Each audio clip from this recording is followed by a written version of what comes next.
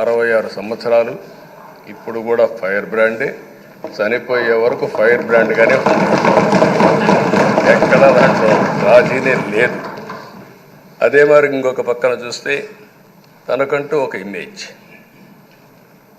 అదే సమయంలో లాయల్టీ ఫ్యాక్టరీలో కరుడు గట్టిన పసుపు యోధుడిగా పార్టీలో ఇంతవరకు ఉంటారు, ఎప్పటికీ ఉంటారు.